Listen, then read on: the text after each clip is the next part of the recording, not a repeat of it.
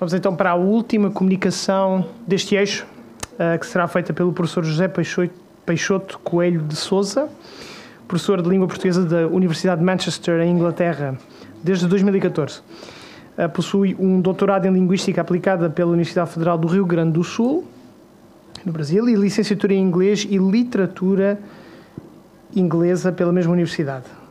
Leciona línguas há mais de 20 anos e tem como principais interesses de investigação a elaboração de materiais didáticos, o ensino de português como língua adicional, especialmente no contexto universitário britânico, e o uso pedagógico de canções na perspectiva do letramento literomusical. A sua comunicação intitula-se 5 coisas estranhas no Natal brasileiro, na visão de um gringo. A interculturalidade na aula de PLA. José, por favor. Perfeito. Obrigado. Muito obrigado, Luiz. Então, daqui de Manchester, bom dia a todos, a todas. Sei que em Macau já é tarde, já estamos assim caminhando aí mais para o final da conferência. Queria agradecer o convite e a oportunidade de compartilhar um pouquinho do que eu tenho pensado e trabalhado aqui no meu contexto de ensino, aqui na Universidade de Manchester.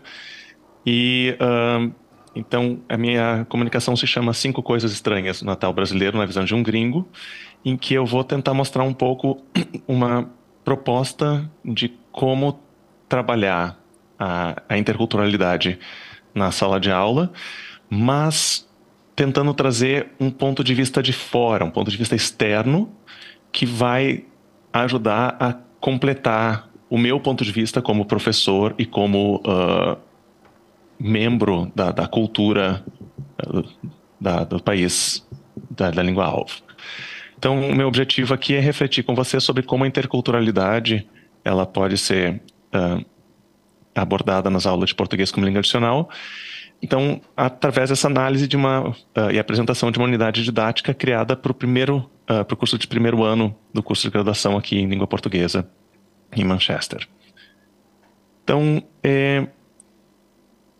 assim como imagino que muitos colegas que atuam em Macau e também mais proximamente aí na China, na Ásia, na verdade, na maioria das vezes, nós, professores de língua portuguesa, nós somos um dos únicos, quando não o único representante das culturas dos nossos países de origem. Né? Então, de alguma forma, a gente acaba servindo como um mediador não só da língua, mas também da cultura, mas um representante de tudo isso, que a gente poderia dizer até quase como um embaixador cultural, por assim dizer, né? Então, muitas vezes os alunos, eles tomam aquilo que a gente diz como uma verdade absoluta sobre, né, não só a língua, mas também sobre as culturas. E aí, então, o Holiday e Errol, eles lembram que a sala de aula ela deveria ser um espaço onde que o professor pensa, onde cada um pensa, na verdade, sobre sua própria cultura, seja entendido menos como fatos, mas sim como evidências, né? Então são projeções, é como, na verdade, é a nossa perspectiva sobre como essas coisas funcionam. Não é realmente o que a gente está trabalhando ou explicando como as coisas efetivamente funcionam. E aí, então, eu chamaria atenção para essa importância de trazer outros pontos de vista para a sala de aula, para que os alunos, então, possam aprimorar sua competência comunicativa intercultural, né, e o senso crítico. Ou seja, a partir de diferentes opiniões, diferentes perspectivas, os alunos vão poder ter uma visão mais ampla sobre o assunto em questão e, consequentemente, ter mais recursos para se posicionar de modo mais crítico em relação ao que está sendo discutido. Então, nesse trabalho eu me ancoro basicamente nesses 5 eixos, né? Eu vou começar de baixo para cima, então, pegando primeiro a competência comunicativa intercultural do Byron, que com certeza já foi mencionada aqui na conferência. A propósito, peço desculpas por não ter conseguido participar, mesmo que virtualmente, da conferência nas outras falas, por questões tanto de fuso horário, aqui agora são 10 para as 9 da manhã, quanto por questões de responsabilidades parentais. E, na verdade, a competência comunicativa e intercultural do Byron se ancora na perspectiva da educação intercultural da Gramsci, né? E, subindo um pouquinho mais, então, aqui a gente está entendendo aprendizagem como um fenômeno social realizado nas interações. Ou seja, é uma perspectiva social de aprendizagem e em que realmente a interação entre os alunos e entre os alunos e o professor é o que vai realizar, então, vai permitir o desenvolvimento da aprendizagem. E aí, nesse sentido, na questão de linguagem, eu estou entendendo aqui linguagem como uma prática social, ou seja, as pessoas fazem coisas no mundo com a língua e interagem com os outros, né? Não só uma perspectiva de enunciador e destinatário, mas assim como coagentes da comunicação, e que, na verdade, a comunicação ela se dá através de gêneros do discurso, né? Então, ou seja, enunciados que são de tipos relativamente estáveis, como, por exemplo, diálogos, palestras, artigos científicos, que são então chamados por Bakhtin de gêneros do discurso. Um pouquinho aqui no meu contexto de ensino. Então, eu atuo já no Reino Unido há quase 10 anos, e apesar de ser uma das 10 línguas mais importantes para o desenvolvimento econômico do país, né, como apontados pelo próprio British Council em 2 relatórios de 2013 e 2017, o português ainda tem o status de uma língua minoritária. As pessoas não têm muito contato com a língua, a perspectiva ainda em relação a onde se fala a língua e sobre a língua em si é de uma forma bastante limitada, tá? Isso se reflete um pouco na questão do ensino superior, que é onde eu atuo, né? Então, na verdade, das 44 instituições que possuem um departamento de estudos ibéricos ou suas variações, né? Por exemplo, aqui na minha universidade, nós temos o departamento de espanhol, português e estudos latino-americanos. Só metade oferece graduação em língua portuguesa. Peço desculpas ali pela registração, né? Então, se a gente for considerar que já é um número interessante, 22 instituições, mas, na verdade, se a gente for considerar uma proposta de ensino de estudos ibéricos, ainda fica a desejar, né? A língua portuguesa também, esse status minoritário, ele se reflete no fato de que os estudantes, na sua grande maioria, não podem fazer graduação somente em língua portuguesa. Então, eles precisam fazer português ou uma outra língua, ou, dependendo da instituição, oferecem, por exemplo, combinações como português e história, português e sociologia, português e negócios. Então, isso acaba, então, influenciando muito no perfil dos nossos alunos, né? E uma pesquisa por amostragem feita por mim e por uma colega que atua aqui no Reino Unido, então, no período de 2016 a 2020, quase 80% dos ingressantes na Universidade de Manchester e na King's College London cursavam português com espanhol, né? Isso, na verdade, faz com que esses alunos, primeiro, na hora de entrar na universidade, eles já têm conhecimento de nível intermediário do espanhol, e, por termos pedagógicos, isso traz implicações em relação a como que a gente pode fazer uso desse conhecimento já de uma língua românica muito próxima ao português, mas também tendo em consideração todas as dificuldades causadas pela interferência do espanhol na aprendizagem do português. Então, essa unidade didática que eu vou apresentar, né, então tem esse nome engraçado, que basicamente é o nome de um vídeo, né? Então, 5 coisas estranhas sobre o Natal no Brasil, pela visão de um gringo. Ela foi elaborada para o curso de 1º ano de português aqui da minha universidade. É a unidade que abre o 2º semestre, então os alunos já tiveram um semestre de aulas. A gente está falando de uma carga horária de 4 ou 6, nesse caso 6 horas semanais, em 12 semanas. E aí, então, os alunos até aquele momento já estudaram formas mais básicas de se referir a presente, passado e futuro, né? Incluindo, por exemplo, o pretérito perfeito, que vai ser um dos focos linguísticos aqui. E então fala, como o próprio nome diz, né, que como é que o Natal é comemorado no Brasil. Os gêneros de recepção trabalhados são um vídeo de um vlogger, né? Então é um norte-americano que resolveu fazer um vídeo sobre esse assunto, e os comentários feitos por brasileiros no YouTube sobre esse vídeo. E aí então os alunos então eles conversam com os colegas, né, na hora de produzir língua, e também no final um comentário no YouTube sobre o vídeo.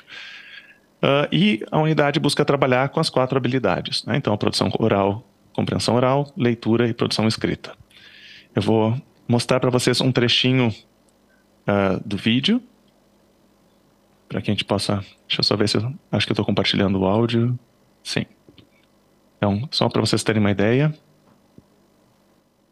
What's up, guys? Feliz Natal para todo mundo aí. Espero que vocês tenham um Natal cheio de comida, família, presentes e amor. Hoje estou fazendo um vídeo sobre as 5 coisas que eu achei estranho sobre Natal no Brasil. A primeira coisa que eu achei estranha é que Natal fica no verão no Brasil, enquanto fica no inverno aqui nos Estados Unidos. Quando eu penso em Natal, eu penso em neve, frio e tipo ficando perto da lareira com chocolate quente ou café ou chá. Então era muito diferente passar esse feriado no Brasil no verão. Todos os filmes, todas as imagens que passam sobre Natal aqui nos Estados Unidos mostram neve. É bem legal quando neve no dia de Natal. Eu acho que não vai nevar esse ano, mas é bem legal quando acontece. Ok. Então, José, desculpa, Oi. só uma coisa, ainda tem 10 minutos. Obrigado, Luiz. Então, como vocês podem ver, na verdade, o tom é bastante informal, né? A maneira como ele aborda, né? Que a gente ouviu só o primeiro ponto dele, né? Sobre o Natal no verão.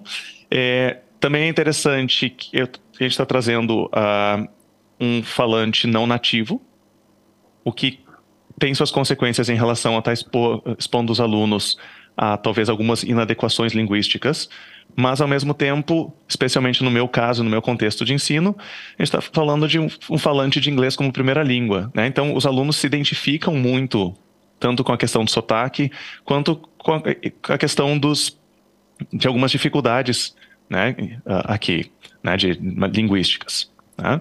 E como o foco aqui realmente é essa ideia de uma outra perspectiva. Não sei, para mim como brasileiro é natural que o Natal seja no verão, e quando eu vim morar aqui é que eu percebi que não é sempre assim, né? Eu já sabia disso, mas eu percebi as consequências disso. Então eu vou compartilhar com vocês agora uma tela com um material.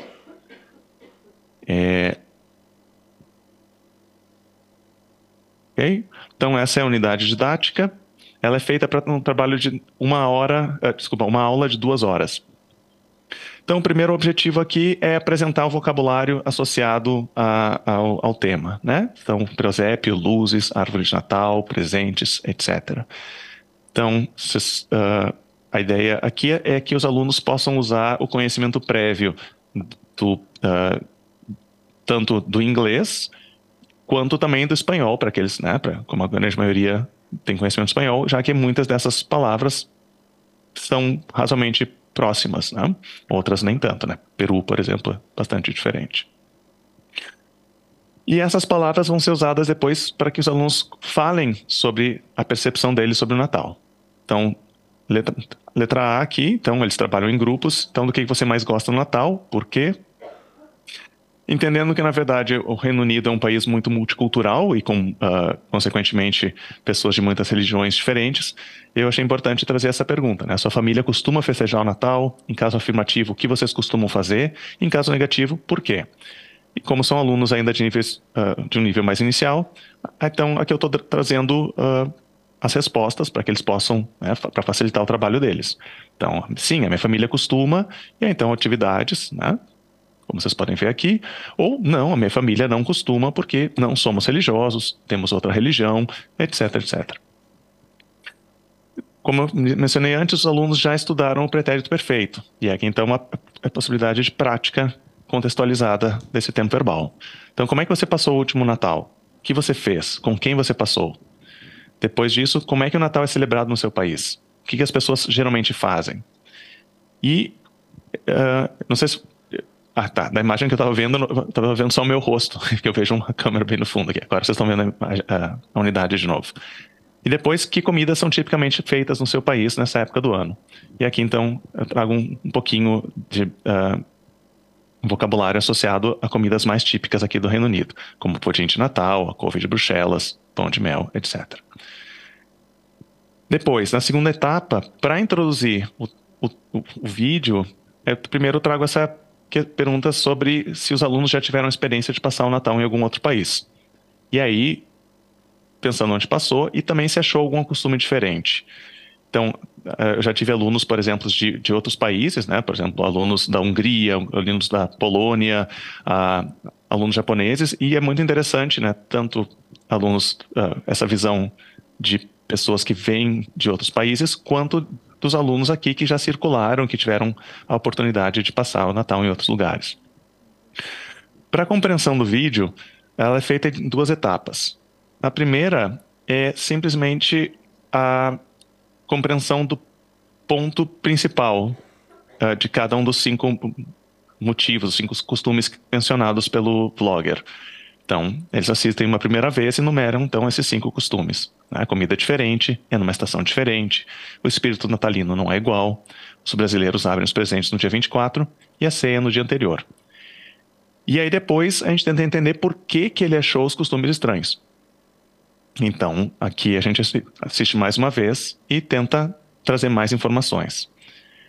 E aí, depois de compreender, né, a opinião dele sobre os costumes, se ele achou algum dos costumes estranho ou não. E por quê? Se os alunos acharam esses costumes estranhos ou não. Mais 5 e se gostaram do vídeo. José. Perfeito, obrigado. Então, se gostou do vídeo. Depois disso, tem uma atividade voltada para a parte mais de gramática em relação ao gênero dos substantivos, jogando muito com o conhecimento prévio de espanhol dos alunos, né? Porque, por exemplo, aqui eles dizem abrem as presentes, nós sabemos que são os presentes, e mesmo em espanhol seriam los regalos, né? Mas um pouco essa dificuldade que muitos alunos britânicos têm com o gênero dos substantivos. Então, eles fazem essa atividade. A atividade de leitura depois são 5 comentários retirados do YouTube sobre o vídeo, e os alunos então têm que entender quais